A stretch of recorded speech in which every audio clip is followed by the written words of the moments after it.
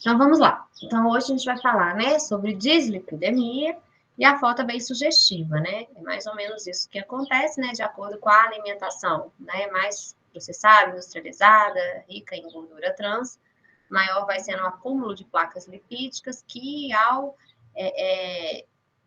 formarem, né, chamarem uma adesão plaquetária para ela, daqui a pouco forma aqui um trombo branco e depois, se esse trombo começa a se coagular, forma um trombo vermelho, e aí dá início às várias obstruções, dependendo do território, com sequelas graves, como o infarto ou o acidente vascular encefálico, né? Então, a aula de hoje, assim, parece muito simples, mas ela é muito importante para todos os grandes problemas que virão pela frente.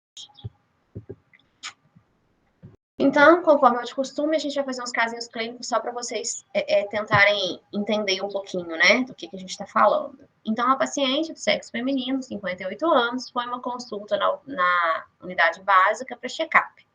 E cidadão tabagista se apresentava no consultório com o exame físico normal, exceto por uma pressão sistólica de 140. E daí a gente vai ver na próxima aula os valores pressóricos, né?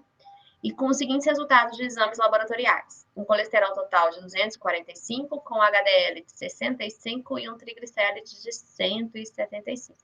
E aí, como é que a gente faz o check-up dessa paciente? E, principalmente, qual o risco para eventos cardiovasculares e qual deve ser a meta de tratamento caso precise de um tratamento, uma vez que a gente vê que esse colesterol dela está elevado. E aí, paciente, assim, do dia a dia de todos os consultórios de atenção básica, de cardiologia, de endocrinologia, né? De várias áreas. E uma mulher de 32 anos, natural procedente de Barroso, veio para a consulta de controle. Relata tratamento de dislipidemia desde os 20 anos de idade, desde que ela tinha 20 anos, ou seja, há 12 anos, quando foi diagnosticada com hipercolesterolemia, porque ela tinha um colesterol total na época de 550. Relata ainda apresentar lesões na pele desde a infância. Na história familiar, o pai falecido de infarto com 49 anos e uma irmã que morreu de repente aos 30. Tem uma outra irmã que apresenta os mesmos tumores, as mesmas lesões de pele e também tem colesterol alto. Relata que seus filhos estão apresentando também lesões na pele. Queixa-se de dor em membros inferiores quando ela caminha, né? Porque foi orientado que ela começasse a caminhar para poder melhorar o colesterol. Então, quando ela começa a caminhar, dói bastante a perna. Ela fala que dói a panturrilha quando ela caminha. Então, nesse contexto, quais fatores chamam a atenção? O que significa o sintoma apresentado? Qual o provável diagnóstico? Qual o risco e meta terapêutica dessa paciente? E qual o tratamento sugerido? Então, quando a gente terminar essa aula, a gente tem que ter noção de que, ao abordar essas duas pacientes têm que ter abordagens rígidas, abordagens protocoladas, abordagens sistematizadas. Mas qual dessas pacientes vai continuar, vai poder ficar no sistema, na atenção primária, né? E qual paciente a gente talvez tenha que realizar encaminhamentos e sugerir uma abordagem mais especializada. E qual seria, né? A gente tem que ter noção do que vai ser essa abordagem, porque depois essa paciente vem com a contrarreferência para a unidade básica, e pelo menos a gente não pode atrapalhar o tratamento dela, né? Então, toda a aula de hoje, né, ela é baseada, a referência, né, vocês podem ler no livro da USP, né, então, assim, a partir de agora, cardiologia. Então, assim, a maioria a gente vai ter no livro da USP uma explicação fisiopatológica bacana, uma explicação legal, mas praticamente todas as aulas, as referências são as diretrizes da Sociedade Brasileira de Cardiologia. Então, para poder baixar as diretrizes, é só entrar lá, Cardiol, né, digita lá SBC, né, Sociedade Brasileira de Cardiologia, diretrizes. Aí tem lá, aí vocês podem baixar gratuitamente todas as diretrizes, tá? Então, assim, aí, geralmente, as aulas, a referência vai ser a diretriz da SBC, né? Porque, por exemplo, no livro da USP, às vezes alguma coisa de tratamento pode estar um pouquinho desatualizada, né? Mas, assim, a parte de fisiopatologia, né, de nomenclatura, geralmente ela bate. O que costuma mais dar um pouquinho de alteração é a parte de tratamento, porque vão sofrendo atualizações com os novos estudos, com os congressos, e aí isso vai sendo incorporado nas diretrizes da SBC. Então, por isso, a referência é sempre a diretriz da SBC. Bom que é disponível para todo mundo, mas cuidado, pessoal, quando vocês forem olhar lá, vocês vão ver que ela é imensa. Então, vocês não precisam assim, né? A aula é um direcionamento do que vocês vão ter que estudar na diretriz, tá? Porque cada aula agora de cardiologia, vocês vão ver que, assim, é gigantesco o material da diretriz. E aí, assim, preciso saber tudo, Dayana? Não. Tem umas coisas ali que vocês podem ir pulando. E por isso a aula vai ser sempre o norte, o direcionamento para o que vocês vão ter que estudar dentro da diretriz, que sempre é muito extensa.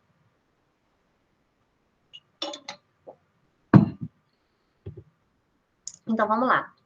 Aterosclerose, não, então quando a gente fala de dislipidemia, a gente vai falar de aterosclerose, né? Vocês já viram isso com a Karen, então vocês estão sabendo muito mais do que eu, do ponto de vista patológico, o que isso significa, mas é uma doença inflamatória multifatorial, né? Então, cada vez mais vem se definindo como componente inflamatório das placas de gordura, da aterosclerose, e vários fatores podem acelerar ou retardar a progressão dessa placa aterosclerótica. Fato é que todo mundo que chegar aos 70 anos vai ter doença aterosclerótica. Na verdade, as placas de aterosclerose, elas começam a se formar na juventude, então vocês aí, né, vocês até passaram um pouquinho, então o pessoal ali com 18 anos já começa a formar placa, e 20 e poucos anos a gente já tem placa, e ela pode ficar quietinha, pequenininha, que é o ideal, ou com o passar do tempo, ela vai progredindo. A idade é um fator de risco proporcionalmente, diretamente proporcional à aterosclerose. Assim como a pele envelhece, os vasos envelhecem, mas os vasos podem envelhecer com componentes inflamatórios, placas lipídicas, que vão formando todo aquele processo que vocês viram lá com a Karen. Dentro desse processo, vocês viram, né, o que mais importa para a gente é a aterosclerose que acontece na camada íntima das artérias de grande e de médio calibre, né, coronárias, carótidas, né. Coronárias são artérias de médio calibre e carótidas são artérias de grande calibre. Então, por isso, são as que mais importam para a gente, né. Então, a gente tem lá, né, a placa, né, como uma artéria normal, a artéria normal, sem a placa, né? Então, com o homem, com aquelas camadas lá, íntima, adventícia, média, né? Todas as camadas da artéria sem nenhuma agressão maior, que a gente não consegue visualizar. E aqui a gente tem um vaso doente, um vaso com aterosclerose, que vai promover a placa aterosclerótica, que tem um núcleo lipídico e todo o seu arredor com células inflamatórias. Esse processo acontece na íntima, né? Nessa camada íntima das artérias, e para a gente vai ser mais, acontece em todas as artérias, mas ela é mais importante, mais frequente, mais danosa quando ocorre em artérias de grande e médio calibre, principalmente coronária e carótida. Pode acontecer na femoral também, na ilíaca também, né? Ilíaca mais comum, femoral é bem mais raro, mas pode acontecer. Mas enfim, as mais frequentes são disparado carótida e coronária, e aí vão dar como sequela o que a gente conhece, né, os AVCs e as síndromes coronarianas agudas. Então, essa aglomeração do núcleo lipídico, essa concentração formando uma placa aterosclerótica, ela é dada por uma disfunção endotelial. Então, antes de se formar essa placa, dela receber grande e aumentar, né, receber alimento, entre aspas, e ir aumentando o seu tamanho, ela ocorre inicialmente por uma disfunção do endotélio. Então, qualquer fator que promova uma pequena lesão no endotélio ali na íntima da artéria, ela vai promover uma disfunção endotelial que pode ser um foco para aglomeração lipídica e formação de uma placa de aterosclerose. Dentre esses fatores que promovem disfunção endotelial importante, nós temos as principais doenças cardiovasculares, né? Dislipidemia, hipertensão e diabetes. Associado a esse fator que piora muito a disfunção endotelial, a gente tem o tabagismo, cujos depósitos de nicotina, entre outros componentes químicos graves, vão promover esse dano, essa lesão no endotélio do vaso, da íntima do vaso, que vai favorecer a aglomeração lipídica com consequente processo inflamatório e formação e aumento da placa aterosclerótica. Ok? Dentro desses componentes, a gente vai ter algumas partículas de gordura de alta e de média densidade, de pequena densidade. Dentre elas, o LDL é a placa mais agressiva para o endotélio, ela acumula o endotélio no vaso, ela favorece o acúmulo lipídico dentro do vaso. E a gente tem o HDL, que é uma partícula, né, de gordura que é a faxineira, que limpa, que tira as partículas de dentro do vaso e levam para o fígado para poder promover lá a aglomeração e o acúmulo de lípides para funções boas. Então, a gente tem daí o colesterol bom, HDL, e o colesterol ruim, LDL, que eu costumo falar para os pacientes, logo Deus leva. Então, eles não esquecem e sabem que é esse que tem que estar baixo, né? Então, é por aí. A gente vê que para poder, a gente tem as partículas, né, que formam. Eu acho que eu tirei o slide. Tirei. A gente tem as partículas protetoras, que seriam basicamente o HDL, e a gente tem as partículas agressoras, que são o LDL e todas as outras, todos os outros potenciais lipídicos de baixa densidade. Neles estão incluídos, né, o LDL, o VLDL e o CHCl. São todos os componentes que são aterogênicos. Dentre esses aterogênicos, o principal é o LDL. Então, a gente precisa, quando a gente fala que tem um colesterol total, um valor igual lá na paciente, tinha um colesterol total de 245, a outra tinha um colesterol total de 550, nesse total, a gente engloba as partículas aterogênicas e as não aterogênicas. Então, a gente engloba o LDL, o HDL, que seria o fator protetor, e a gente engloba outras partículas aterogênicas. Essa parte da formação, aglomeração dos complexos lipídicos, ela está muito boa, acho que é o item 3 da diretriz, é curtinho, está explicando muito bem quais que são as prejudiciais, quais que são a benéfica e o porquê disso. Então, é bem curtinha essa leitura, eu acho que eu não coloco aqui, ainda mais numa aula online, porque ficaria chato a gente ficar falando, e lá está muito bem explicado e está curtinho. Então, dá para vocês lerem e terem uma ideia dessa formação, tá? Alguém está perguntando alguma coisa?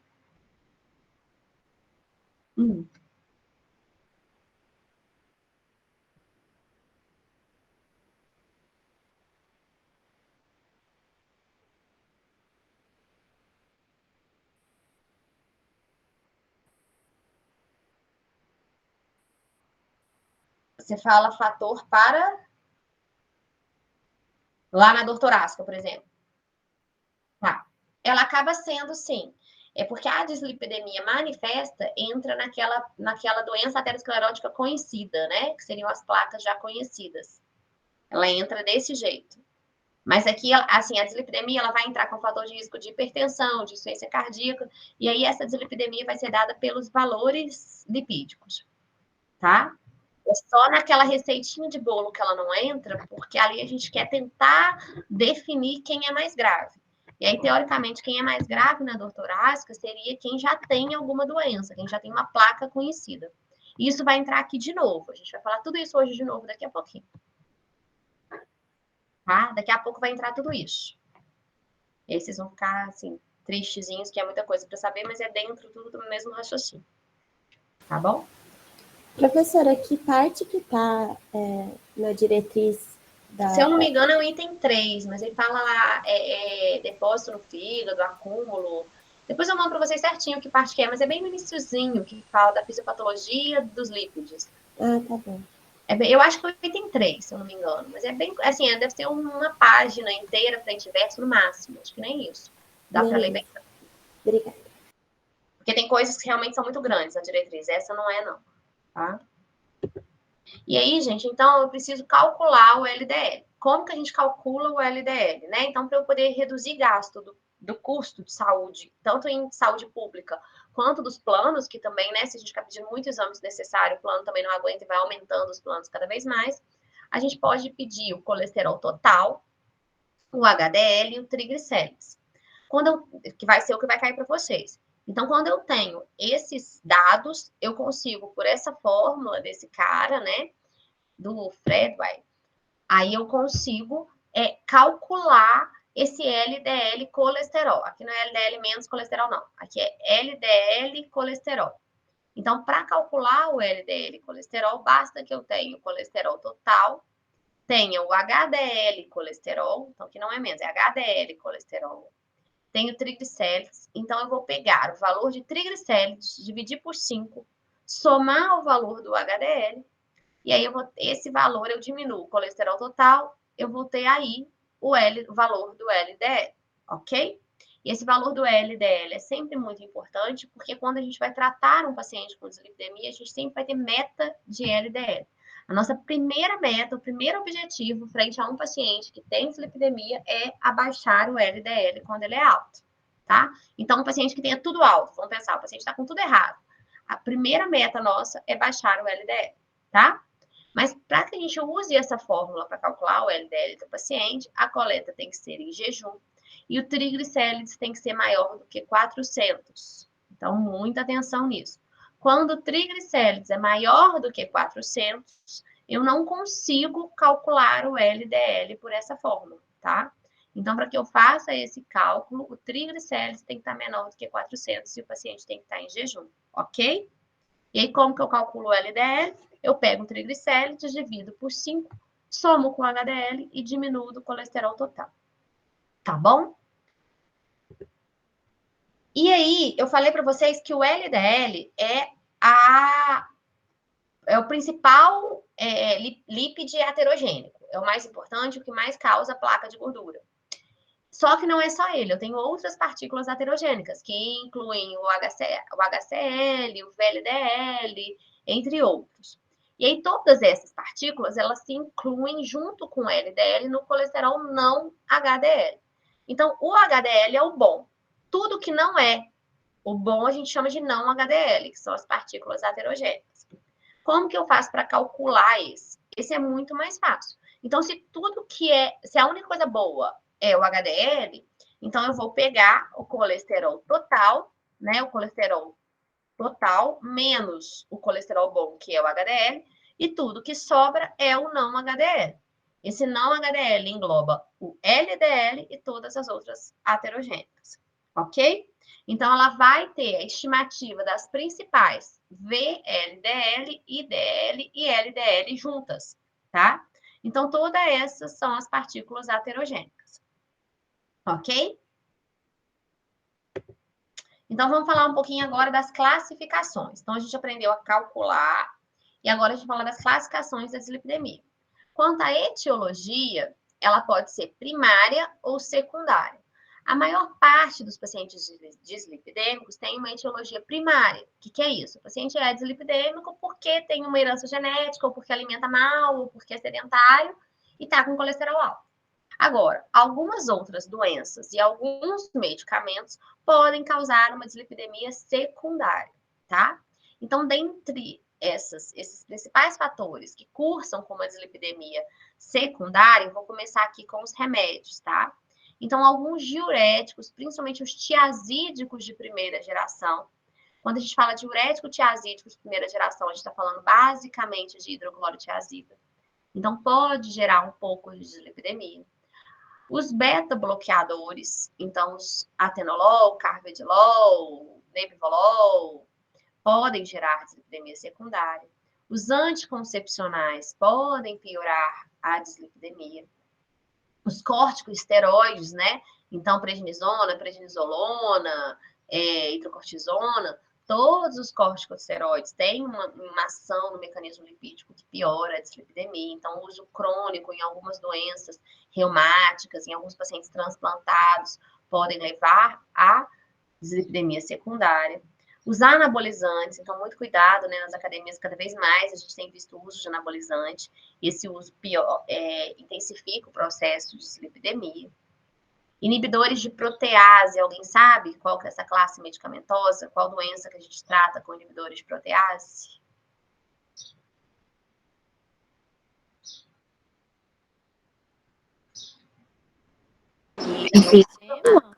Oi? É de pulmão? Não. Inibidor de protease é uma classe terapêutica que está envolvida na terapia antirretroviral, tá?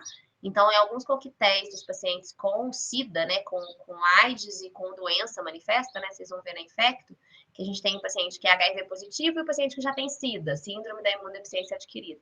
Então, o paciente que ele já tem SIDA, né, então ele precisa, né, às vezes ele nem tem SIDA, mas ele tem uma carga viral muito alta, ou CD4 muito baixo, que são as células, né, mais acometidas pela imunodeficiência, no caso HIV, então eles já começam a tratar. Então, quando eles começam a detectar a carga viral alta ou as células de defesa, a célula CD4 muito baixa, eles vão começar a fazer o esquema terapêutico, né? O coquetel para AIDS.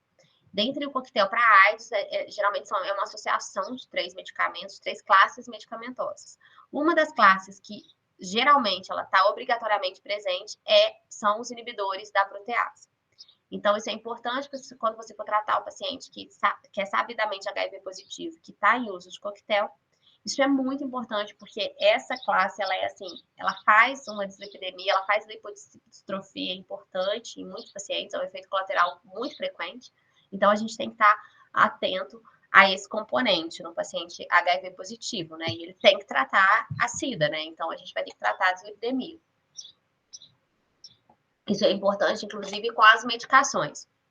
Algumas, a gente vai ver que a principal medicação para tratar seriam as estatinas, e no paciente HIV, a gente tem restrição a algumas estatinas por interação medicamentosa.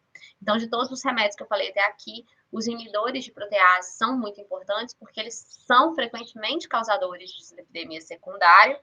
A gente não pode tirar a medicação, e geralmente a gente, além disso, para tratar a dislipidemia, não pode entrar com qualquer estatina, tá? Então, assim, só estar atento a esse fator quando vocês estiverem em frente a um paciente HIV positivo.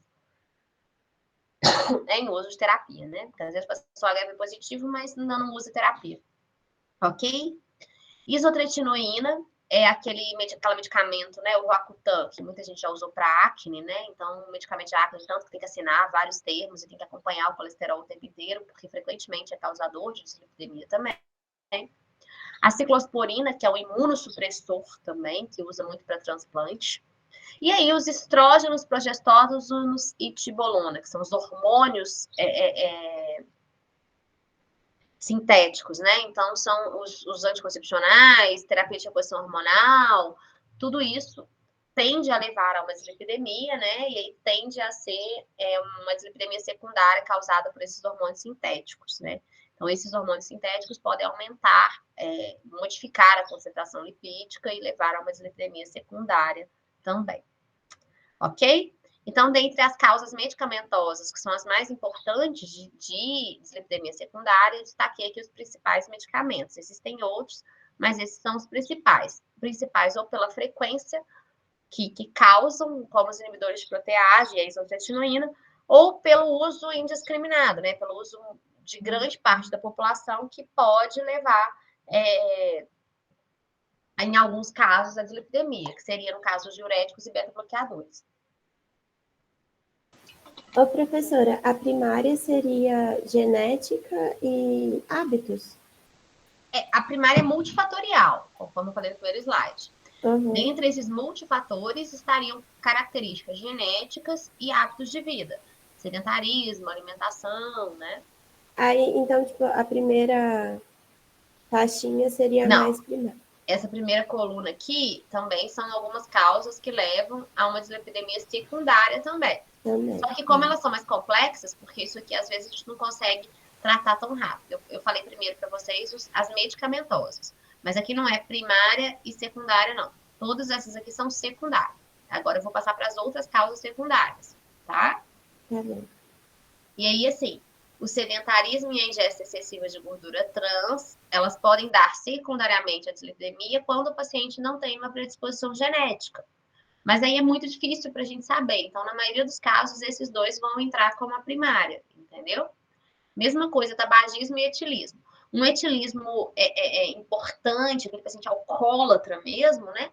Aí não, aí ele tem realmente uma dislipidemia secundária, porque aí é altas doses diariamente, e aí mexe com todo o fígado, e aí vai levar a uma doença hepática, que aí vai entrar aqui, né? Então, assim, hepatopatias crônicas também, por ser o fígado o órgão que metaboliza os lípides, então se eu tenho uma doença hepática crônica ou uma aguda que cronificou e mudou o meu metabolismo hepático, consequentemente eu tenho uma dislipidemia secundária, porque o fígado é o órgão que metaboliza os lípides, né?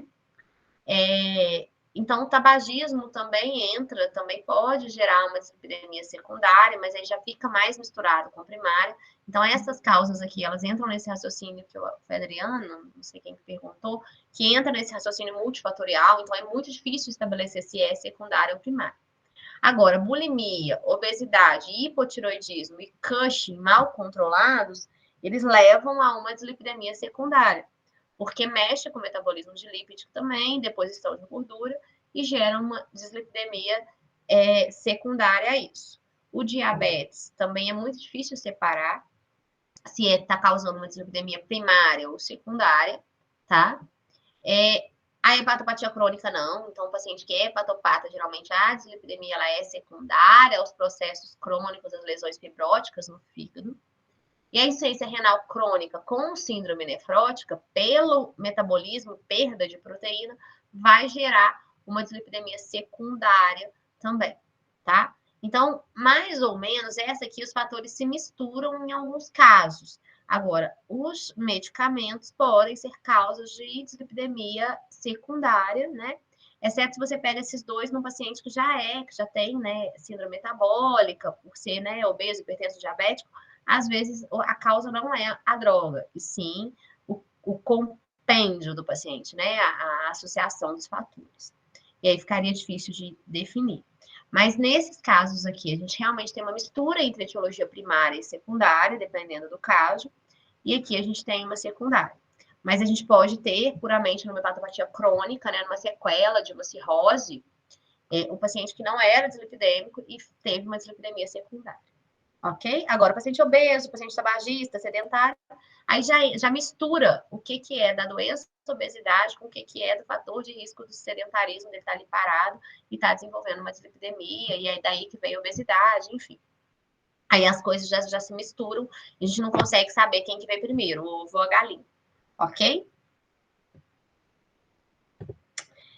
E a classificação que a gente mais precisa saber, porque a classificação mais objetiva mesmo, que seria a classificação numérica dos dados. Então, quando eu tenho um aumento isolado de LDL, então eu tenho só o LDL colesterol alto, eu tenho uma hipercolesterolemia isolada.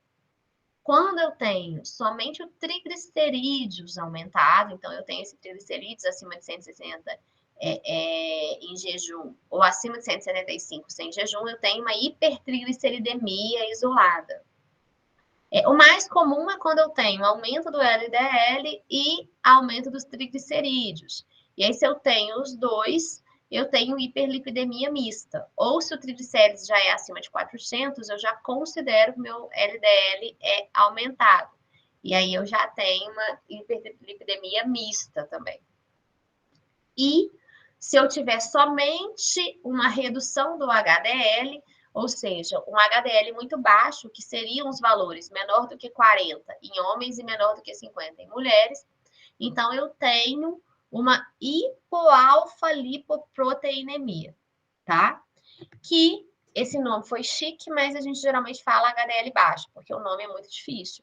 Então, quando eu tenho uma hipoalfa-lipoproteinemia, eu tenho um paciente que tem HDL baixo. Eu posso falar HDL baixo, ok? Então, essa classificação a gente vai ter que, né, saber, porque através dela a gente vai conseguir tratar os pacientes. E aí? Então, no caso, a dislipidemia, o paciente, o grande problema é dislipidemia, o paciente não sente nada. O colesterol está alto, mas o paciente não tem nada. Alguns pacientes chegam falando, mas eu tô com uma tonteira, não sei o que, isso pode ser do colesterol alto? Não. O colesterol alto ele não gera sintoma. E isso é um problema. Isso é um problema porque o paciente, ele não sente e tem que tomar um remédio para a vida inteira. Então, ele não aceita muitas das vezes. Só que o grande problema é que, na maioria das vezes, o paciente não sente nada. E a primeira manifestação, o primeiro sintoma que ele vai ter, geralmente é uma síndrome coronariana aguda. Então, metade dos pacientes tem colesterol alto, não sabem disso. Ou sabem e não tratam porque não sentem nada. E quando vão sentir uma coisa, já é um infarto ou uma angina instável. Então, como é uma doença extremamente prevalente e o paciente não sente nada, a gente tem que estar atento para poder tratar corretamente esse problema e convencer o paciente de, junto de você, tratar o problema, tá? Mas e aí? É muita gente com colesterol alto. Muitos de vocês, às vezes, alimentação errada, tá estudando muito, tá fazendo atividade física, e aí foi lá e viu, fez um exame e o colesterol tá alto. E aí, será que eu já tenho chance, então? Já tenho que começar a tomar remédio? Porque, nossa senhora, se eu tiver um infarto. Não vou nem formar na medicina e já tô lá doente, tratando infarto. Então, dentre todo mundo que tem, né, que é um percentual muito grande da população, eu vou ter que estratificar, separar dentre todo mundo que tem o colesterol alto, quais seriam os pacientes mais predispostos a evoluírem com síndrome coronariana aguda. Ok, pessoal? Entenderam o raciocínio? E aí, como que eu vou fazer isso novamente? Do jeito que a partir de agora toda aula é a mesma coisa. Então a gente podia gravar essa aula para não ter que mais lá dar aula, vocês ficarem com a sexta-feira à tarde livres. Por quê? Porque toda aula de cardiologia é a mesma coisa. A gente vai falar de doenças muito frequentes, muito prevalentes, com alto índice de morte e mortalidade. A gente vai classificar, a gente vai tentar identificar quem tem mais risco de evoluir com as complicações graves das doenças cardiológicas. Ok? E aí, como é que eu faço, dona Micaela, que estava perguntando? Para isso, primeiramente, eu vou falar para vocês, então, os valores. Então, a gente vai tentar estabelecer dentro da dislipidemia os valores que seriam altos e os valores que seriam baixos. E aí, a gente vai ver uma coisa. Esse valor de colesterol, de LDL colesterol, ele vai ter que ser mais baixo. Então, para quem já tem um risco muito alto, quem já tem doença aterosclerótica mantida, ele tem que ser, o LDL tem que ter um valor muito baixo para que esse paciente não recorra dos problemas dos sintomas. Então, para esse paciente, que seria basicamente, vamos colocar um exemplo, quem já infartou. Quem já infartou já tem uma doença aterosclerótica, já tem uma dislipidemia muito mais grave do que quem não infartou. Então, quem já infartou tem que ter um colesterol muito mais baixo para que essa placa não aumente, que não gere placas em outros locais, para que ele não tenha novos episódios de infarto. Então, quem tem risco muito alto tem que ter um colesterol aterogênico muito baixo. Ao passo de quem tem um risco leve, de quem não tem muito risco, pode ter um LDL um pouco mais alto, é aceitável. Então, valor de referência para quem tem baixo risco, a gente tolera um LDL um pouco mais alto. Entenderam? E Daiana vai ter que saber esses valores? Vai. Então, infelizmente, esses valores nós vamos ter que decorar, porque de acordo com esses valores que a gente vai tratar o paciente. Então, a gente vai falar HDL colesterol, então ele tem que ser sempre alto, quanto mais alto, melhor. Então, idealmente, maior do que 40 em homens e maior do que 50 em mulheres pré-menopausa, ok? O triglicerídeos tem que ser isso em jejum. Sem jejum, a gente nem vai falar muito não, porque a gente não usa muito aqui no Brasil fazer sem jejum, só para casos especiais. Então, a gente vai ter que saber os valores em jejum, tá? Triglicerídeos menor do que 150.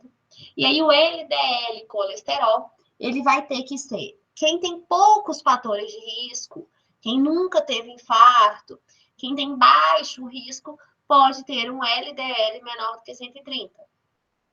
Quem tem um risco intermediário, um risco moderado, o LDL deve ser menor do que 100.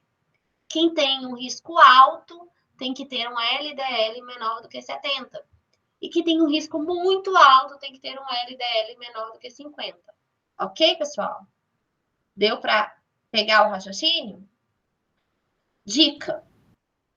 Essa tabela, ela varia mais ou menos de 30 em 30. Então, é 130, 100, 70 e aqui do 70 que vai para o 50, que aí não seria mais o 30, tá? Então, ela sempre vai diminuindo mais ou menos 30, tá? E o não HDL? Tem que saber o LDL? É o principal. Mas a gente tem a meta LDL, que quando atingida, a gente vai buscar a meta não HDL. Ah, Daiana, eu vou ter que decorar tudo? Não, calma. Quando eu pego o LDL e o não HDL, é só eu somar 30, que aí eu tenho os valores do não HDL. Então, sugiro que vocês decorem os valores do LDL, que é a primeira meta e o mais importante. Então, olha só, se eu tenho uma meta de LDL menor do que 130, a do não HDL seria menor do que 160. E assim por diante. Se eu tenho um risco intermediário, eu tenho uma meta de LDL de 100. E aí eu teria do não HDL de 130. Eu vou passar, depois a gente volta nessa tabela para vocês entenderem o que seriam esses perfis de risco. Ok? Professora, a única coisa que ficou diferente ali da tabela é que o HDL para mulher é maior que 50? Mulher pré-menopausa, principalmente, a gente conta. Tá? Olha só.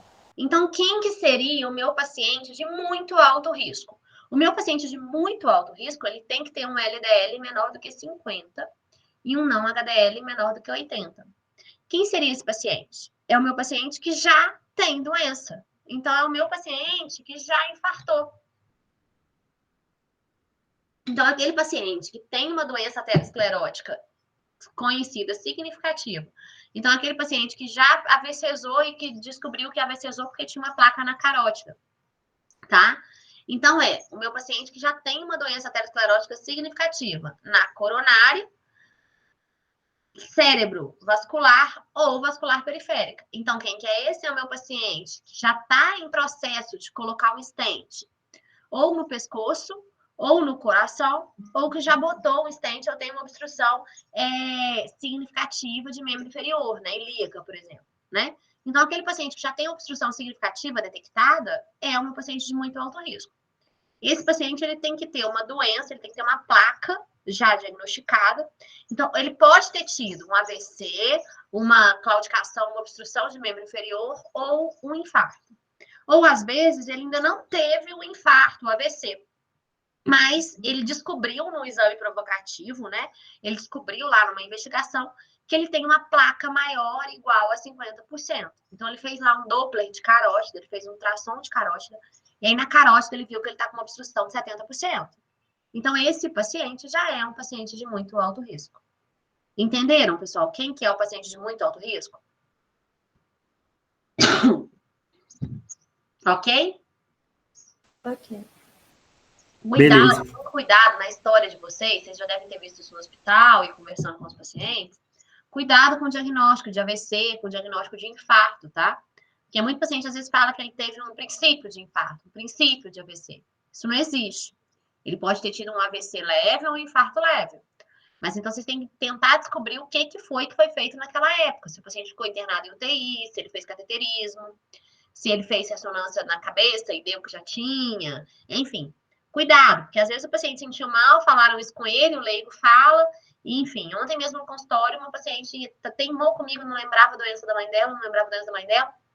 Aí na hora que ela estava quase indo embora, ela falou para mim, lembrei, doutora, lembrei o que a minha mãe tem. Minha mãe tem uma doença grave do coração. Eu, então, o que é? Eu já tinha falado vários nomes para ela, falou para mim, minha mãe tem angina. Então, assim, angina é o nome da dor, né? Ela não sabe jeito. Aí depois me perguntei, não, mas sua mãe já fez cateterismo, já colocou angioplastia, já infartou e tal? Não. Então, assim, às vezes foi mal interpretada como uma angina. Então, muito cuidado aí com esse risco muito alto pelas informações do paciente, porque a gente tem que ter, para colocar o paciente como risco muito alto, a gente tem que ter certeza de que ele teve uma doença significativa e que tem uma obstrução significativa. Porque a partir do momento que a gente classifica o paciente de risco muito alto, a meta dele é muito difícil. Ele vai ter que ter, por já ter essa placa muito grande, um LDL menor do que 50. Ok? Entenderam o raciocínio? E aí? Então tá. Então, muito alto risco é fácil, vocês têm que saber. Porque a partir daí vai dificultando. Então, a partir daí, o paciente de muito alto risco é esse. E quem que vai ser o meu paciente de risco alto? O meu risco alto é aquele paciente que eu vou ter que ter uma meta de LDL menor do que 70 e não HDL menor do que 100, ok? Quem que é esse paciente? É o meu paciente que tem uma placa conhecida menor do que 50%. Então, é aquele paciente que tem aterosclerose subclínico que foi documentada por um método diagnóstico. Então, é aquele paciente que fez a placa, né? Então, ele tem lá, né, no Doppler de carótida, pequena placa, então tem uma placa menor do que 50. É o meu paciente que tem o índice tornozelo braquial menor do que 0,9. Índice tornozelo braquial é quando você faz, né, pelo sonar lá, você mede a pressão sistólica no tornozelo e mede na artéria braquial, então é um sobre o outro. O valor do tornozelo sobre a artéria braquial tem que ser maior do que 0,9. Se ele é menor do que 0,9, isso indica que tem obstrução periférica nesse paciente. Isso é uma estimativa de que esse paciente tenha placa.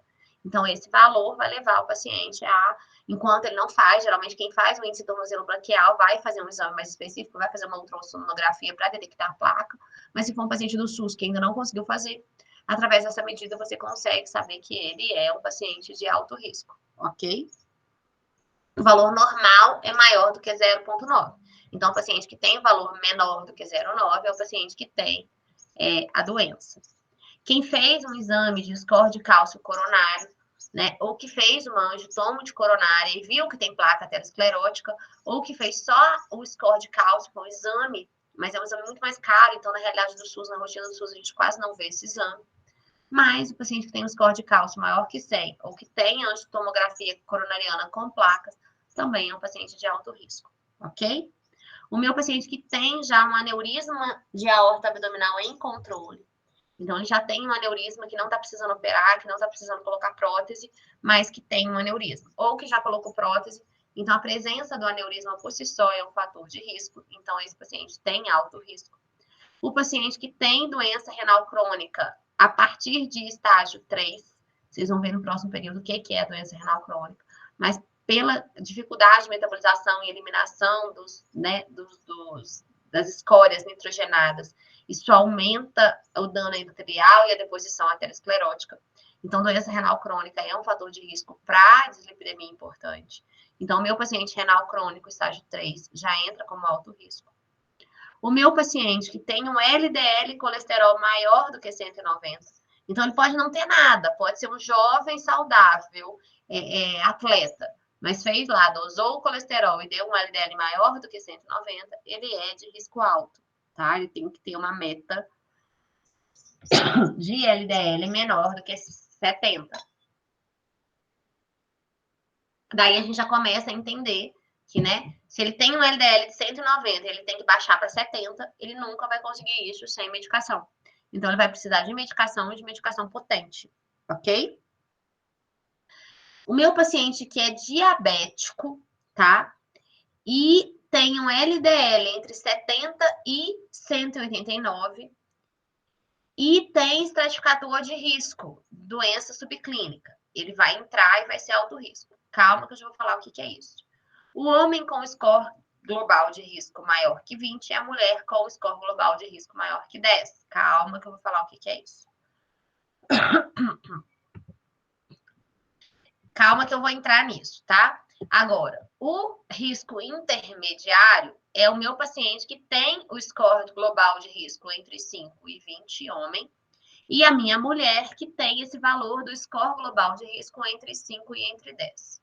Ou o meu diabético, que tem esses valores, mas que o estratificador de risco ou doença arterial subclínica é negativo. Ok? Aqui, então, eu entro. O que seriam os estratificadores de risco e o que seria doença aterosclerótica subclínica, tá? Então, doença aterosclerótica subclínica, a gente acabou de falar lá no meu paciente de alto risco. Então, não preocupe com o diabético. Se ele já tem doença aterosclerótica subclínica, ele já vai entrar no alto risco, independente de ser diabético ou não, ok? Então, a gente vai ver que as diretrizes e os guidelines, eles às vezes repetem as coisas. Se ele já tem aterosclerose subclínica, que está aqui, ó, ele já entrou. Então, não importa se ele é diabético ou não, ele já entrou, ok? Então, isso aqui é doença aterosclerótica subclínica, mais uma vez. Score de cálcio maior que 100 ou maior que 10, dependendo do método, mas aí a gente tem que ver lá no método, tá? A maior parte é maior do que 100. Placa na carótida, então é uma placa menor do que 50% na carótida. Uma angiotomografia com placa aterosclerótica ou índice tornozelo braquial menor do que 0,9, tá? Então, isso aqui a gente já falou lá antes, então só por ter isso já é alto risco sendo diabético ou não sendo diabético. Agora, o meu paciente que é diabético, o que eu vou ter que ver? Eu vou ter que ver os estratificadores de risco famosos, conhecidos de vocês. Então, se eu tiver estratificadores de risco, então a partir do momento que eu tenho um, eu já incluo esse paciente diabético como alto risco. Então, se é um paciente diabético que fuma, perdeu, já vai para o alto risco. Se é um paciente diabético e hipertenso, que é a maioria dos diabéticos, já foi para o alto risco. Se é um diabético hipertenso com síndrome metabólica, já vai para o alto risco. Mais uma vez, se ele tiver taxa de filtração glomerular menor do que 60, isso é doença renal crônica estágio 3, já entrou no alto risco. Está repetindo mais uma vez. Se ele tiver uma microalbuminúria positiva, então se ele tiver uma albuminúria maior do que 30 miligramas, então ele tem microalbuminúria, ele já entra em alto risco. Mais uma vez repetindo, ele não precisa ser diabético. Se ele for um LDL maior do que 190, ele já entra em alto risco. Ok? Ou tempo de doença. Então, é um diabético há mais de 10 anos, já entra em alto risco. Tem doença familiar de doença de infarto ou AVC prematuro, entra em alto risco. Ou a idade. Se for um homem diabético maior do que 49 anos, ele já é alto risco. Ele tem o estratificador de risco, né? Ou uma mulher maior do que 56 anos de idade. Ok? Então, quem que vai entrar aqui no meu alto risco? O diabético que tenha um estratificador de risco ou só, porque aqui, se ele tiver doença arterial subclínica, ele já entrou lá no meu primeiro item, ok? Então, o diabético, então assim, paciente é diabético, opa, então ele já é ou alto risco ou risco intermediário. Se ele tiver, ó, o diabético aqui, então se ele tiver um estratificador de risco positivo, ele entra como alto risco. Então, gente, quase todos os diabéticos vai ter um estratificador de risco desse aqui. Se ele tiver qualquer um desses, ele entra como alto risco. Agora, se for um diabético que não tem nada disso aqui, ele tem pouco tempo de doença, ele não tem história familiar, ele não fuma, ele não é gordinho, ele não é hipertenso, ele não é nada. Que é a raridade. Mas aí ele vai ser um risco intermediário, porque o diabetes mellitus gera dano endotelial que aumenta o risco na dislipidemia. Então, ele nunca vai ser baixo risco sendo diabético. Ok? Então, ele vai ser intermediário, tá? Agora, as mulheres e os homens que não preencheram esses critérios anteriores de diabetes, de presença de aneurisma de aorta, de doença estabelecida, a gente vai ter que jogar esse pessoal todo num score de risco. O que é o score global de risco? É um score, é um cálculo que vai estimar o risco de infarto, AVC ou insuficiência cardíaca num prazo, ou insuficiência vascular periférica num prazo de 10 anos. Ele vai ser usado numa avaliação inicial, ou mesmo um paciente que já fez, mas que não foi enquadrado em alto risco ou muito alto risco, tá? Então, qualquer paciente que não se enquadrou nas características de alto ou de muito alto, eu vou jogar esse paciente num cálculo que eu vou levar em conta vários fatores para ver qual é o score global de risco desse paciente. E esse é o cálculo, tá? Daiana, pelo amor de Deus, eu vou ter que saber isso? Não, nem eu sei isso de cor. Eu já sei, assim, mais ou menos quanto que pontua, porque, né, é o dia inteiro, assim, são anos mexendo com isso. Mas eu não sei tudo isso de cor. O score global de risco, ele é diferente para mulher e para homem, tá? Então, o valor que dá para homem, a gente tem um fator de correção que multiplica por 1,43, que vai dar o valor de mulher. Esse score de risco, ele vai dando pontos, tá? Ele vai entrando com pontos, e esses pontos vão variar de acordo com a idade do paciente, quanto mais velho, mais pontos, o valor do HDL, o valor do colesterol total, o valor da pressão arterial sistólica, tratada ou não tratada, tá? Se o paciente fume, se ele é diabético. Então, eu vou ter todos esses valores. A partir do momento que eu tive esses valores, eu vou ter um total. E esse total, em pontos, vai estimar o risco cardiovascular desse paciente, o risco global desse paciente, ok? É bem parecido com o score de Framingham, tá? A partir do momento que eu tenho esse score global, se ele enquadrar lá, a pontuação dele vai dar um percentual de risco de infarto em 10 anos. Se esse percentual for acima de 5%, então for entre 5% e 20% e ele for homem, ele entra como risco intermediário. Se for entre 5% e 10% e for mulher, ele entra como risco intermediário.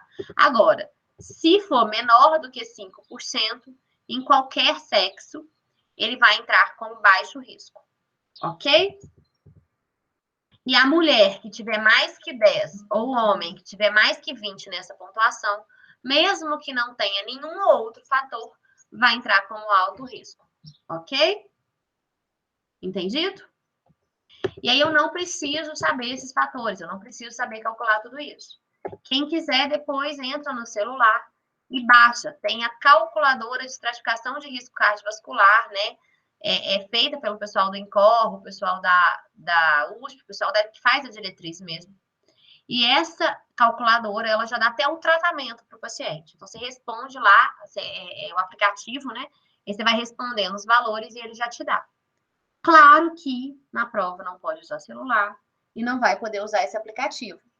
Então, assim, eu só quero que vocês saibam, porque vocês serão divulgadores de opinião e vocês vão fazer tudo isso lá nos locais de atenção básica que vocês vão.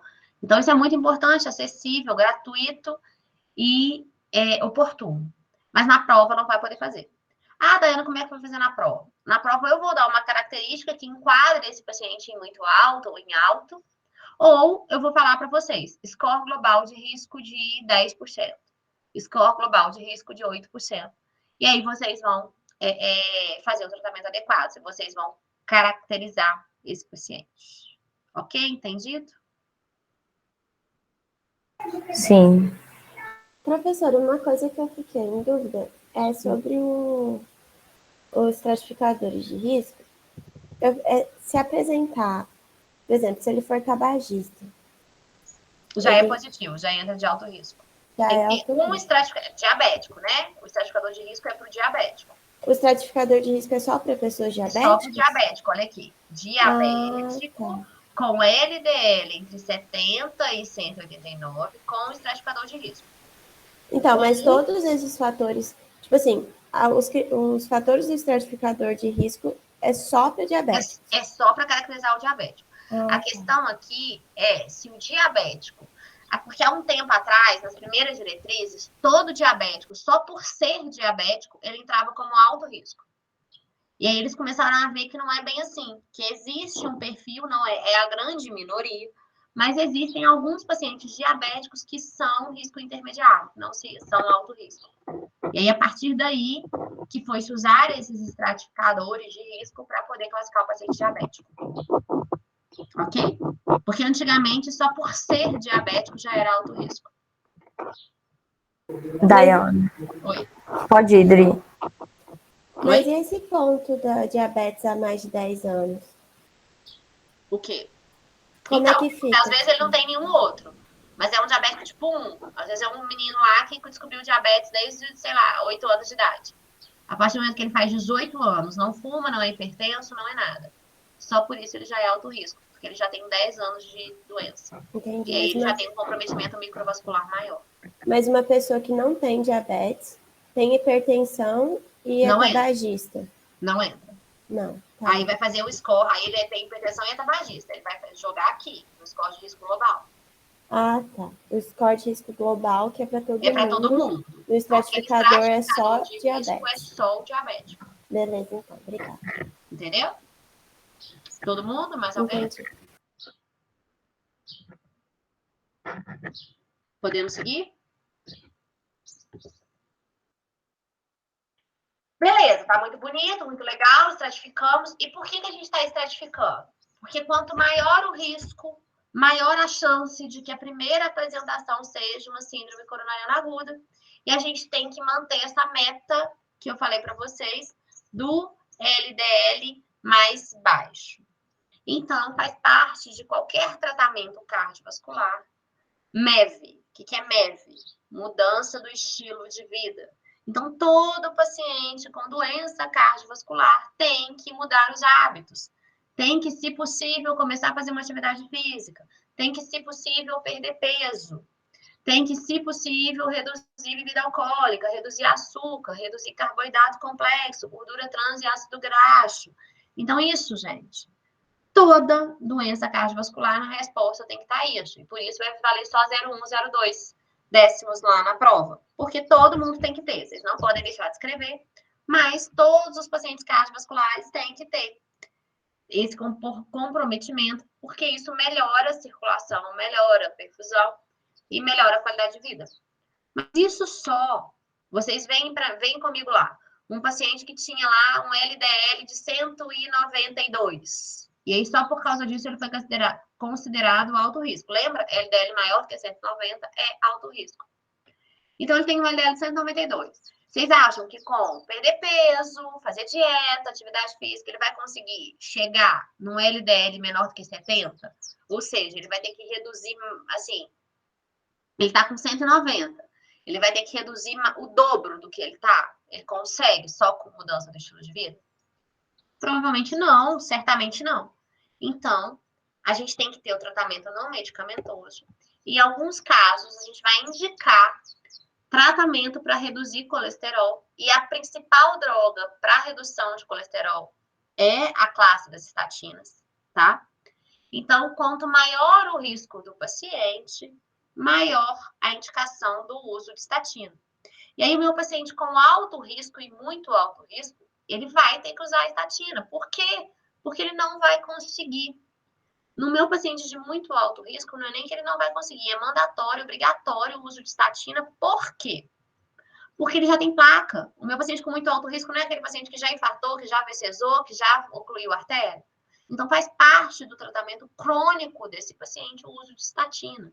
E aí, mesmo que ele mantenha, mesmo que ele tenha lá 50, 45 de LDL, eu não vou, como médico do PSF, como cirurgião, como médico antroposófico, como qualquer coisa, eu não posso tirar a estatina do meu paciente. Por quê? Porque ele já tem oclusão documentada maior do que 50%.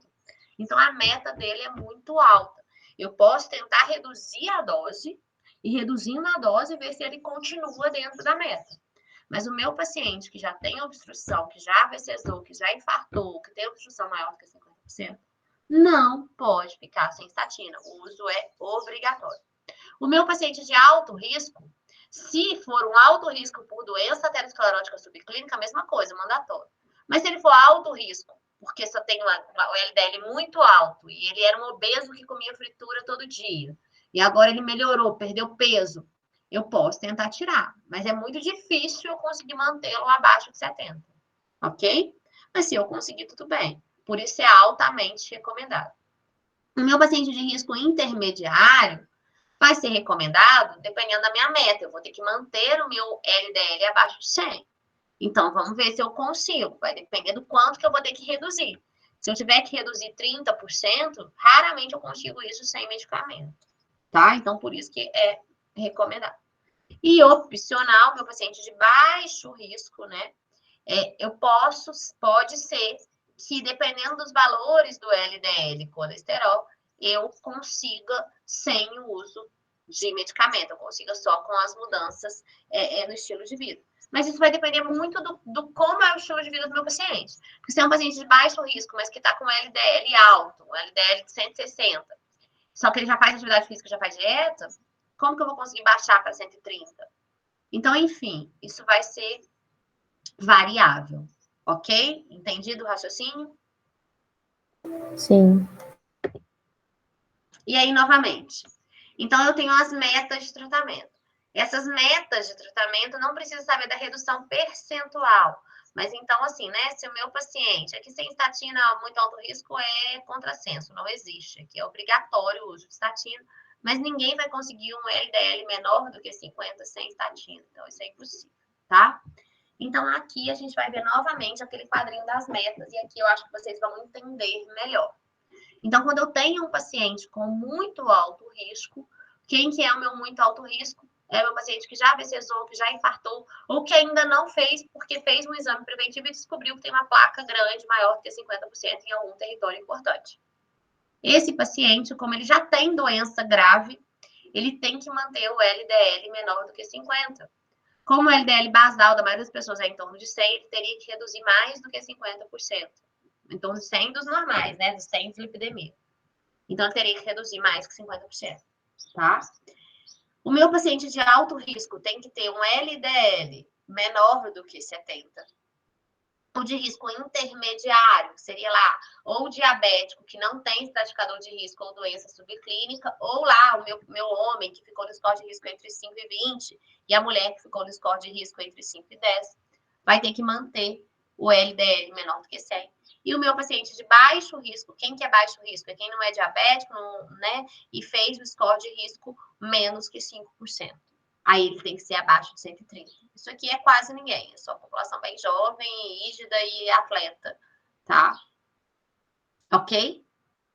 E aí, conforme eu falei para vocês, a meta de LDL é a primeira meta a ser atingida. A partir do momento que eu atingir a meta LDL, né, eu vou olhar o não HDL. Para que eu olhe o não HDL, eu não preciso decorar. É só eu somar 30 a cada um desses valores. Então, eu decoro os valores de LDL e eu adiciono 30 para saber a meta não HDL. Ok? Todos aqui a diferença deles é 30. Só macete. Beleza, pessoal? Então, agora eu vou falar um pouquinho dos fármacos, tá? Então, estatinas são as principais, é a primeira opção na prevenção primária e secundária de doença aterosclerótica. A prevenção secundária é quem já tem, que eu não quero que aumente, e a prevenção primária é quem ainda não tem doença grave, né? Doença diagnosticável, porque a gente sabe que tem com a idade, mas não tem placas formadas ainda. Então, é a principal droga, é a droga que mais reduz colesterol, tá? E aí, eu vou prescrever uma estatina, e para prescrever essa estatina, eu vou ter que acompanhar a CPK, né, creatinoquinase, no início do tratamento e durante, só se eu tiver sintoma muscular, ou se eu mudar a dose, né, ou se eu elevar a dose da estatina, ou se eu introduzir algum remédio que interage com a estatina, como, por exemplo, o inibidor de protease, tá? E aí, a dosagem das enzimas hepáticas, mesma coisa. Então, inicio para avaliar a hepatite medicamentosa, né? Então, eu comecei um tratamento com estatina, eu tenho que avaliar as enzimas hepáticas, então vou ter que avaliar TGO e TGP no início do tratamento, e depois só se eu tiver sintoma hepático, né? Ou se eu estiver apresentando clínica de hepatotoxicidade. Senão, eu não preciso, ok? Então, eu vou começar estatinas, a gente vai ver quais estatinas começar mais para frente. E aí, para começar a estatina, eu tenho que dosar CPK, TGO e TGP, no início de qualquer tratamento. Depois, se eu aumentar a dose ou se eu tiver sintomas que eu acho que pode ser da estatina. Ok? Segunda droga, ezetimiba. Então, ezetimiba é um medicamento, né, que auxilia a redução do LDL para a meta, quando você já tem uma estatina na dose máxima tolerada, ou a dose máxima farmacológica, ou a dose máxima tolerada, né? Então, no meu paciente que já tem doença coronária, ou no meu paciente que ainda não tem doença, mas que eu não atingi a meta de LDL e colesterol. E aí eu vou usar a ezetimiba. Essa ezetimiba, ela pode ser usada isoladamente ou associada à estatina. E vai ser muito importante, cada dia mais utilizada, porque as metas são muito difíceis. E às vezes eu não consigo essa meta só com estatina. Ou às vezes eu tenho que aumentar muito a dose de estatina, e se aumentei a dose de estatina, eu tenho sintomas musculares no meu paciente importante. Então, às vezes eu reduzo a estatina e associo a ezetimiba para atingir a meta de LDL, colesterol. Ok? E lembrar que a ezetimiba é um fármaco recomendado que pode ser utilizado para tratar esteatose hepática grave, tá? Então, esteatose hepática acentuada, eu posso utilizar a ezetimiba para tratamento. Ok? E agora vocês têm que saber nas classes. Bem-vindos à farmácia. Os fibratos. Quais são os fibratos? Então, para utilizar fibrato, não é recomendado o uso isolado para redução de risco cardiovascular. Então, fibrato não é uma droga que você vai assim, vou te melhorar e tal, você ter uma boa vida, redução de risco, de estratificador de risco, vou te dar fibrato. Não. Mas, fibrato junto com estatina reduz o risco dos danos microvasculares do diabético. Então, se o meu paciente é diabético e está com o triglicérides bem alto e já tem muitos anos de doença, eu posso associar fibrato, não para reduzir risco cardiovascular, mas para poder melhorar a lesão local do diabetes, tá? E aí, meu paciente, então, que tem o triglicérides acima de 200 com HDL baixo, eu posso usar fibrato isoladamente ou em associação com estatina, tá? Agora, o meu paciente que tem triglicérides absurdamente alto, então acima de 500, na prática, acima de 400, a gente já inicia. Então, meu paciente com hipertrigliceridemia está autorizado a iniciar isoladamente, junto com, com mudança no estilo de vida, o uso de fibrato isolado. Em alguns casos, quando esse triglicérides é muito alto, acima de 500, a gente já começa somente com fibrato. Por quê? Porque fibrato junto com estatina aumenta, favorece o aparecimento de efeitos colaterais das duas medicações. Então, às vezes, a gente inicia só com fibrato, dá um tempo para o triglicérides baixar, e aí depois a gente começa a estatina associada. Ok? Depois a gente vai dar exemplos, mas por enquanto eu estou falando as classes para vocês. Espero que eu não esteja falando grego. Então, o fibrato não é recomendado isoladamente, mas se o triglicérides estiver muito alto, sim, acima de 400 ou 500? Então, a literatura fala muito 500, mas na prática, acima de 400 a gente já entra. Entendi. Aí, se o triglicérides, então, estiver muito acima de Porque 400, não eu é entro só com recomendado fibrato e depois eu insiro também a estatina. para ficar meio que contínuo, né? Pra sempre. Isso. É porque quando o triglicérides, lembra lá a conta que a gente fez da fórmula? Aquela conta ela não pode ser feita se o triglicérides é acima de 400. Eu vi. Por quê? Porque aí o soro fica lipêmico e interfere muito. Então, qualquer triglicérides acima de 400, a gente não tem certeza do colesterol. Então, primeiro a gente trata o triglicérides para depois avaliar o colesterol. Entendi. Ok, obrigada. Ok? Nada.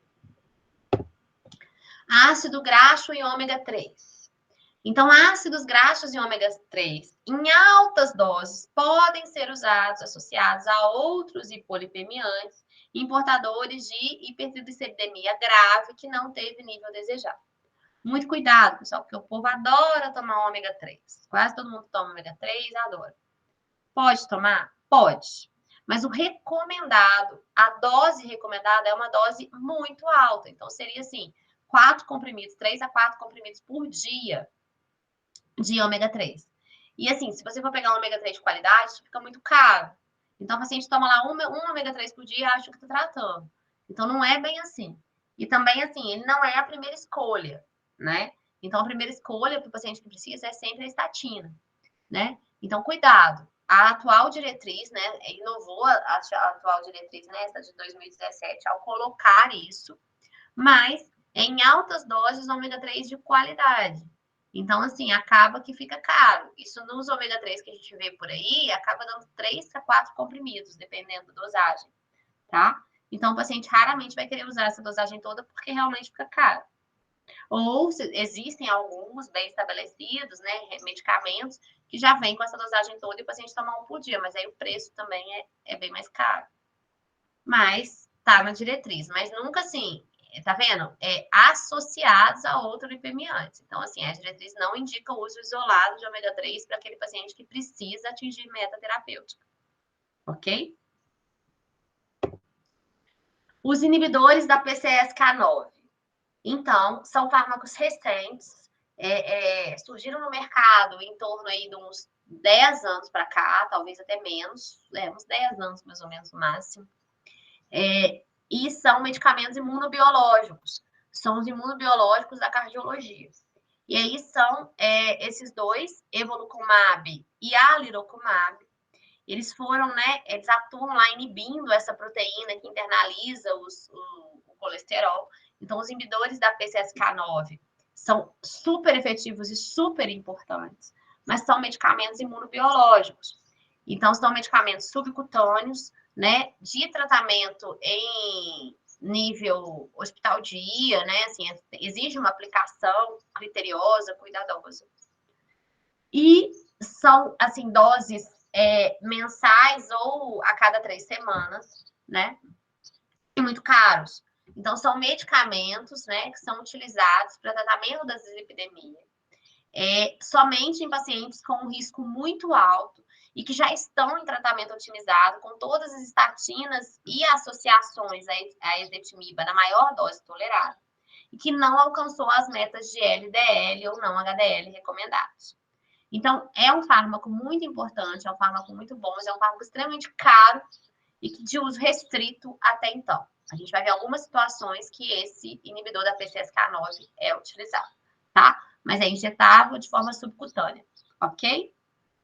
Assim, depois do final do dia a gente fala assim, né? Depois que aprendeu a usar, às vezes até consegue fazer um paciente mais esclarecido. Oi. O que você falou do ômega 3 é tanto para triglicérides quanto para colesterol? Sim, dependendo dos dois. Quando as metas não estão alcançadas. Mas na prática usa-se mais para colesterol, para LDL. Tá bom, obrigada. Nada. Para falar a verdade, na prática não se usa, porque é muito caro na dosagem que precisa, e aí a gente só vai usar para aquele paciente que não aceita de jeito nenhum tomar, mas assim, só para não dar nada, entendeu? Entendi, tá bom. Porque acaba que fica muito caro. Você colocar uma estatina, ezetimiba e ômega 3 na dose preconizada, fica muito cara a receita. Ok? Na prática mesmo, assim, no dia a dia nosso, a gente vai usar para aquele paciente que não aceitou de jeito nenhum tomar estatina, que infelizmente ainda existe. Tá bom. Professora, mas isso aí você não vai anotar, né? Porque isso aí não é acadêmico. Oi. Mas por que tem essa recusa? A estatina dá algum efeito colateral muito forte? Então, o problema é que a estatina, em raros casos, ela realmente aumenta muito a creatinoquinase, né? Então, o CPK aumenta muito. E o paciente pode ter dor muscular intensa. Mas isso é pouco frequente. Só que é aquela coisa, espalhou-se que estatina dá dor muscular. Do mesmo jeito que espalhou-se que captopril dá tosse. Então, ninguém quer tomar captopril, ninguém quer tomar estatina, porque vai dar dor muscular. Assim, o leigo já conhece, entendeu? Igual a história do captopril da tosse. Entendi. Só que, assim, a frequência de tosse com captopril é muito mais alta do que a frequência de dor muscular com estatina. E aí o povo já sabe disso, já reclama, já fala que minha avó tomou, não estava conseguindo andar, estava com dor, não sei. Às vezes nem era, às vezes a avó tá com dor porque tinha artrose. Mas algum médico foi lá e falou com ela, isso pode ser da estatina, vamos tirar para ver se melhora. E aí a população começou a saber disso e muita gente se recusa a tomar.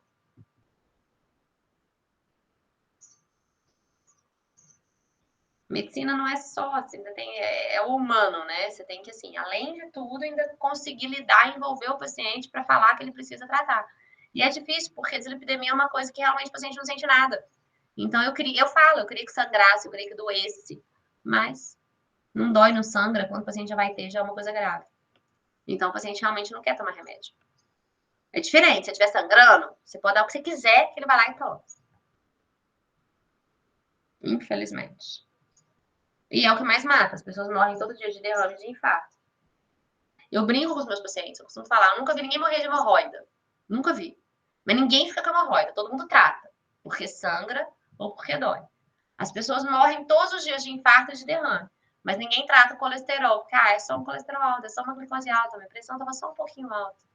Entendeu? O paciente não sente nada. Então é difícil envolver o paciente. Ok, pessoal? Beleza. Então, eu já falei as principais drogas utilizadas no tratamento da dislipidemia. Na maioria dos casos, gente, eu não vou cobrar de vocês medicamentos, nomes de medicamento. Na dislipidemia é um pouquinho diferente. Eu vou ter que cobrar de vocês porque eu preciso que vocês saibam quais são as estatinas de baixa potência, de moderada potência e de alta potência, tá?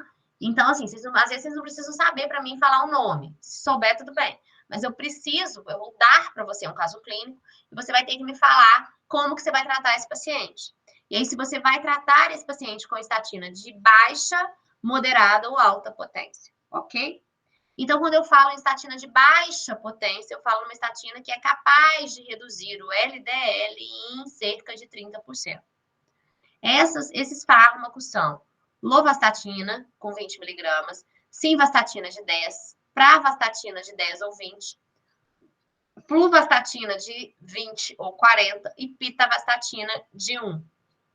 Quando eu falo em estatina de moderada potência, eu falo de lovastatina de 40, simva numa dose de 20 a 40, pravastatina de 40 a 80, fluva de 80, pita de 2 a 40, de 2 a 4, atorvastatina, a torva de 10 a 20 e rosuvastatina de 5 a 10. Quando eu falar em alta potência, tá? Quando eu falo, então, aqui tem várias. As principais, as mais utilizadas. Simvastatina, rosuvastatina, atorvastatina. E, hoje em dia, em alguns casos, a pitavastatina, tá? A pitavastatina é a última geração de estatina, gente. Então, é a estatina de quarta geração. É a estatina que menos dá dores e efeitos musculares. Mas ela é um pouco mais cara e ela nunca vai chegar em alta potência. Ela sempre, né, nas doses utilizadas, é moderada potência, tá? Então, na prática, a gente usa simva, rosuva, atorva ou pitavastatina, tá? São os mais utilizados. Fluvastatina e pravastatina a gente usa em paciente HIV positivo, tá? Lovastatina a gente praticamente não usa, ok? Então, eu preciso que vocês saibam por quê. Porque baixa potência eu vou reduzir no máximo em 30%. Moderada potência eu vou querer reduzir de 30% a 50%. E alta potência eu tenho que reduzir mais que 50%. Alta potência seria rosuva em atorva em altas doses. E aí eu não vou pedir de vocês os miligramas, tá? Vocês vão ter que falar para mim alta potência ou baixa potência em altas doses, né? Ou em baixas doses, tá? Por quê? Porque a atorvastatina e a rosuvastatina, em baixas doses, elas são de moderada potência. Em altas doses, elas são de alta potência, ok? Então, não precisa falar os miligramas por enquanto. No internato, vocês vão ter que saber agora, não. Mas vocês têm que saber que são de alta potência e porque elas estariam em altas doses. A simvastatina isolada, gente, ela jamais vai conseguir reduzir mais que 50%. Então, a simvastatina, ela, para se tornar de alta potência, ela tem que ser associada ao ezetimiba. Tem que ser, então, em alta dose, a maior dose de bula, né? A maior dose utilizável da simvastatina é 40 miligramas e é associada ao ezetimiba, ok? Vocês entenderam o que eu vou querer? Vocês vão entender agora, que a gente vai, ó. Aqui, só para a gente poder falar um pouquinho, né? Que a gente está falando de nomes de remédios que muitos familiares de vocês usam. Então, quando eu falo aqui, né? A torva, fluva, pita, pravastatina, rosuva ou simva, eu tenho as doses, né? Moderadas e intensivas. E aí eu vou ter os medicamentos comerciais, né? Os nomes mais famosos. Então, a atorvastatina, eu tenho Lipitor, Citalor, Corastor, Vatorles, Volunta, Lipistat, Vacha, Teroma não tá aqui. Tenho outros, né? Fluvastatina, Lescol ou Fluvastat. Pitavastatina, eu tenho Ebstat, Livalo e tenho oh meu Deus, Éster. Tem vários nomes comerciais. A rosuvastatina, né? Crestor, Rosulib, Rosucor, Plenance, Rosuvaz, Vivacor, Zimpaz, Tresor. Então, tem vários nomes. Todos são esses fármacos, né? A simvastatina, né? A simvastatina é importante porque a simvastatina a gente tem na farmácia popular, de 20 e de 40. E na farmácia popular a gente tem duas marcas muito, muito boas, que são o Simvascor e o Vaslip. Então, a gente às vezes passa esses medicamentos, porque aí o paciente consegue comprar medicamentos de qualidade num preço muito acessível através da farmácia popular. Ok? Só para a gente entender um pouquinho o que a gente está falando. E as doses de simvastatina são 20 e 40. Beleza, gente? Já está acabando, tá? Não sei das horas. Não tô passando muito, não. Ok? Ô, professora, mas aí a gente tem que saber também os Nome nomes... comercial, não. Tá. E nem o nome genérico, assim. Mais ou menos. Eu preciso que vocês saibam, assim, o que é baixa potência, o que é moderada e o que é alta. Aí acaba que para saber, vocês têm que saber, né? Mas aí vocês podem saber só simvastatina, atorvastatina e rosuvastatina. Tá. Só esses três que eu quero que vocês saibam, tá? Que são os mais utilizados. Se quiser saber pita também, mas pita é um pouquinho menos, só os 3 já me basta. Ok? E aí vocês têm que saber, né? Por exemplo, que Sinva em 10 miligramas é baixa potência, Sinva 20 a 40 é moderada, Rosuva, né, e Atorva, né, 5 e 10 miligramas baixa potência, e em doses maiores, alta potência. Quer dizer, Sinva e Rosuva é moderada, né? Ok? E aí? Sinva, Rosuva e Atorva, então. Sinva, Rosuva e Atorva, mas Tá, é que beleza. a baixa dose de Rosuva e Atorva é moderada potência. Uhum, tá bom, obrigada. E já a alta dose, uma dose já assim, normal, já é mais alta potência. Por que eu quero que vocês saibam isso? Por causa disso, vai chegar um paciente para vocês, vai chegar quando você checar, vai chegar com alguma história. Vocês vão ter que tratar ou pelo menos não tirar o tratamento do paciente. Então, o que é isso? Olha só.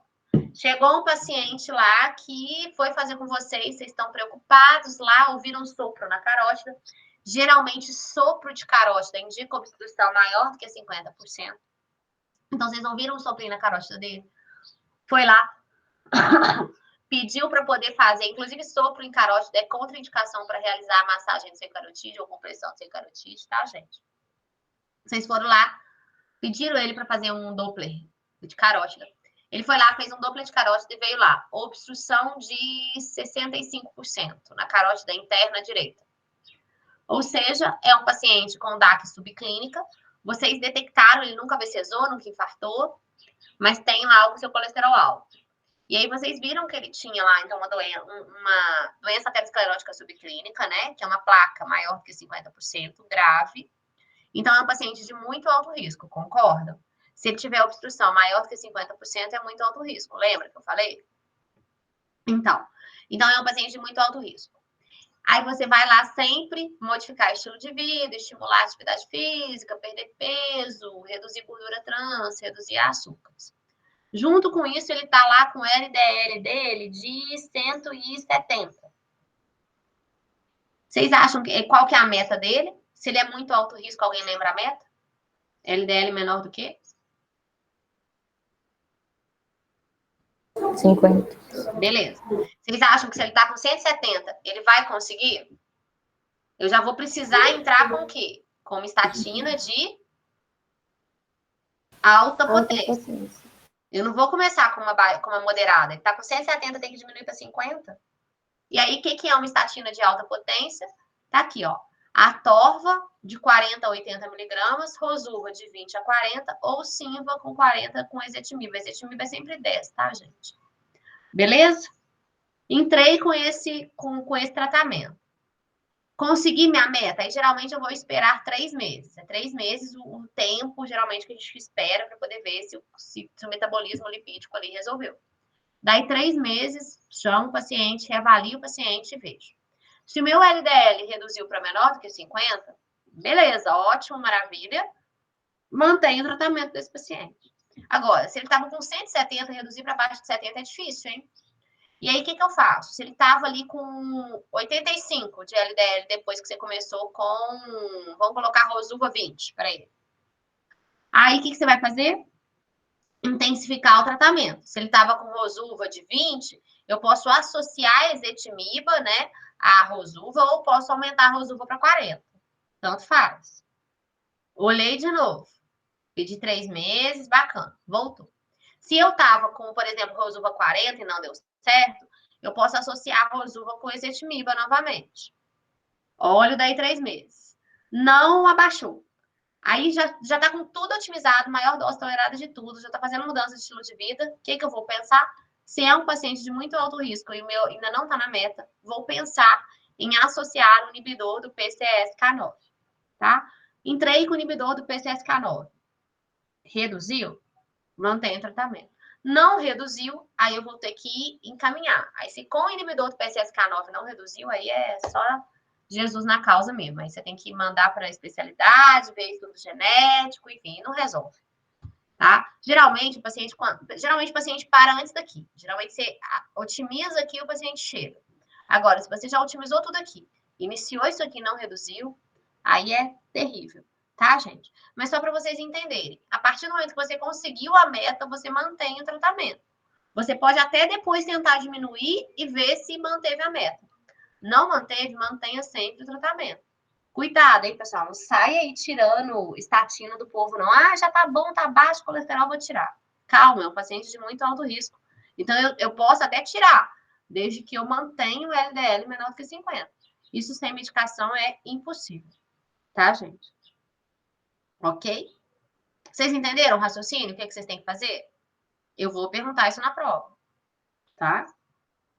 Eu vou dar um caso clínico. Vocês vão ter que identificar os riscos do caso clínico. O que vocês vão fazer com o paciente? Ok? Uhum. Simples, não é? Muito simples. Finalzinho da aula para não ficar cansativo, tá? Então a gente já aprendeu como que a gente vai fazer. Vocês vão fazer os 2 primeiros casos que eu mostrei lá para vocês treinarem. Mas existe uma população, existe uma doença genética que se chama hipercolesterolemia familiar. É a doença genética mais frequente no mundo, tá?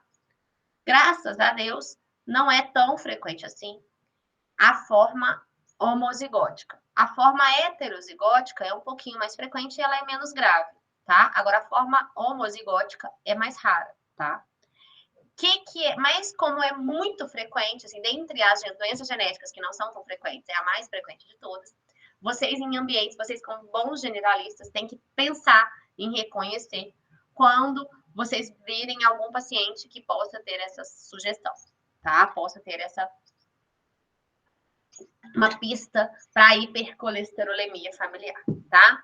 O que é isso? A pessoa que tem hipercolesterolemia familiar, ela tem um risco 20 vezes maior do que a população normal de ter um infarto com menos de 50 anos. Então, é uma pessoa que vai morrer se ninguém fizer nada, ok? Geralmente, né, a pessoa tem colesterol total, né, uma pista, né? Se você excluir uma causa secundária, o paciente não está usando nenhum remédio, não está com problema hepático, não está com nada, e tiver um colesterol maior do que 310 em adultos, ou maior do que 230 em crianças e jovens adolescentes, você tem que suspeitar de hipercolesterolemia familiar, tá? E aí, você tem lá, existe uma diretriz lá na Cardiol, um livrinho específico que você pode baixar, que fala tudo de hipercolesterolemia familiar. Não precisam saber como generalistas. Vocês precisam identificar quem são os pacientes que têm risco para encaminhar para o cardiologista para detectar, tá? Então, alguns critérios, vocês não precisam saber isso, tá, gente? Não vai cair na prova, assim, que pode cair na prova e vai, eu posso dar algum sinal lá do paciente que pode ser que ele tenha hipercol. E aí vocês têm que falar que tem que pensar em hipercolesterolemia familiar. Mas olha só, se você tem, né, você vai somar pontos, dependendo da quantidade de pontos, você tem um diagnóstico de hipercolesterolemia familiar ou não, tá? O principal critério diagnóstico, que ele por si só já dá 8 pontos e já fala que o paciente tem hipercol familiar, é uma presença da alteração genética da síndrome, né? Que são várias alterações genéticas que podem provocar a síndrome de hipercol familiar. Entre elas, a mutação funcional do gene do receptor de LDL, ou do gene de ApoB100, ou do gene da proteína PCSK9, tá? Então, se geneticamente fez um mapeamento genético, fez lá o cariótipo do paciente, e no cariótipo viu que ele tem essa mudança desse gene, tá diagnosticado. Mas a gente não tem dinheiro e nem geneticista para sair fazendo mapa genético de todo mundo que tem colesterol alto. A gente estava perdido, né? Todo mundo ia ser geneticista.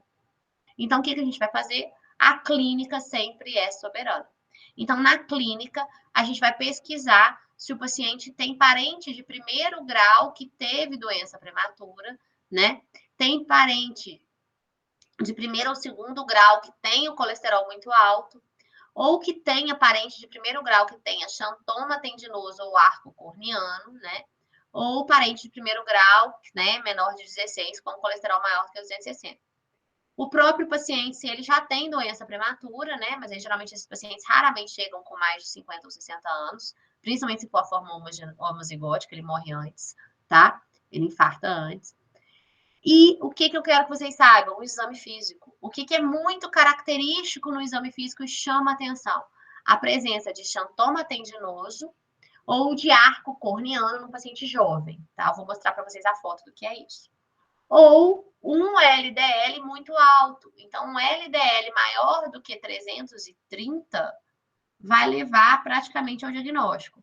Um LDL a partir de 190, 160, opa, será que não tem, né?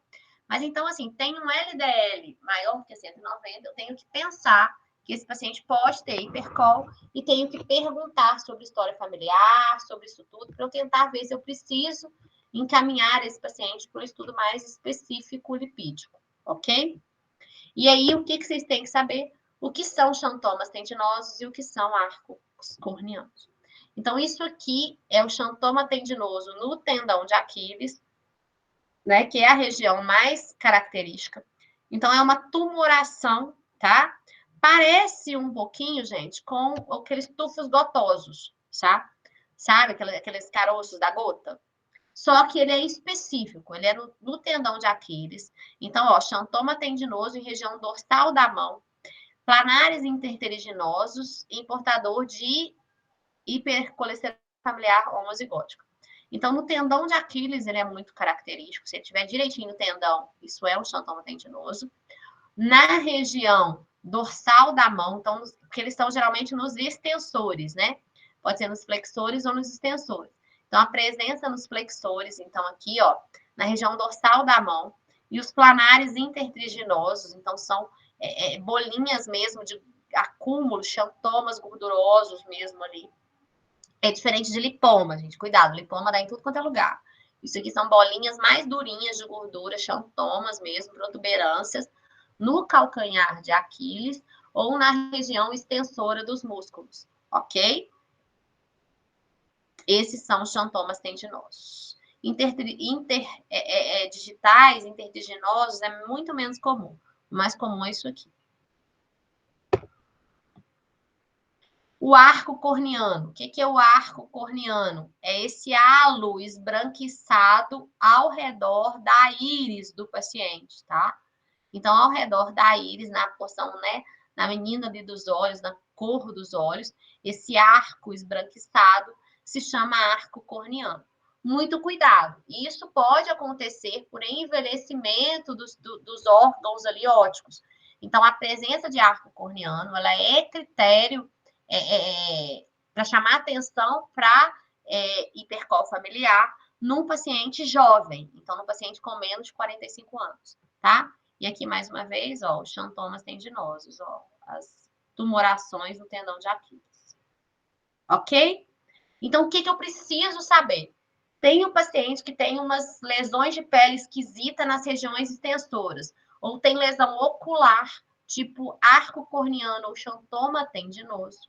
Eu tenho que pensar que esse paciente pode ter hipercol familiar. Então, eu tenho que investigar a colesterol desse paciente e encaminhar esse paciente para uma avaliação especializada. Ok? Isso aqui é xantoma tendinoso, é arco corneano, gente? Alguém sabe o que é isso? Não, não é não, porque não tá em...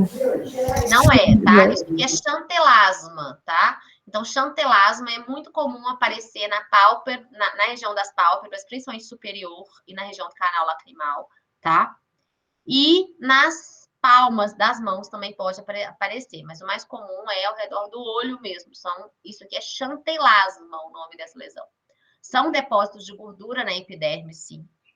Está relacionado com dislipidemia, na maioria das vezes, mas não em todas. Então, tem uma associação em torno aí de 70% com dislipidemia. Não são todos os pacientes, mas muitos pacientes que têm xantelasma são dislipidêmicos. Mas não tem associação com hipercol familiar. Isso aqui é com dislipidemia, é um acúmulo lipídico na epiderme, que pode ou não estar associado à dislipidemia. Muitas das vezes vai estar, mas nem sempre. Então, o nome disso aqui é xantelasma. É diferente. Vocês têm que saber identificar e têm que saber o nome de arco corneano e xantoma tuberoso em região extensora, tá? Porque isso é sinal de hipercol familiar. E como é a doença genética mais comum no mundo, pode ser que apareça para vocês, e se você estiver diante de um jovem com um hipercol familiar, ele tem 20 vezes mais chance de morrer do que qualquer um da mesma idade por infarto. Então, isso é muito frequente, vocês têm que saber identificar. Apesar de não ser tão frequente igual as doenças cardiovasculares, mas das doenças genéticas é disparado a mais frequente. Ok? Mas não é tão comum assim, não é uma coisa que você vai ver no dia a dia, você quase não vai ver. Mas se ver, tem que ter obrigação de diagnosticar, encaminhar, porque essa pessoa que está diante de você tem 20 vezes mais chance de morrer de infarto do que a população em geral, que já não é uma chance pequena. Ok? Ô, professora, o chantelasma, então, ele não está associado ao A hipercol familiar, não. Tá. A dislipidemia pode estar em 70% dos casos. E o xantoma é xantoma tuberoso que chama ou Tendinoso. xantoma tendinoso? Tendinoso. Eu falei tuberoso, desculpa, é tendinoso. Eu não sei, acho que eu que escrevi errado aqui. Tá? Mas tá bom, obrigada. Tá aqui, ó, tá escrito aqui. Então, o que vem acontecendo com a população hoje em dia é isso, né? Eu não achei mais, assim, tem de 2011, se a gente pegar agora 2022, pós-pandemia, acho que mais ainda. Aí vai para o celular, né? Seria o celular e o paciente mais obeso. Ok? Ok, prof. Peraí. Certinho. Menos assustados do que a semana passada?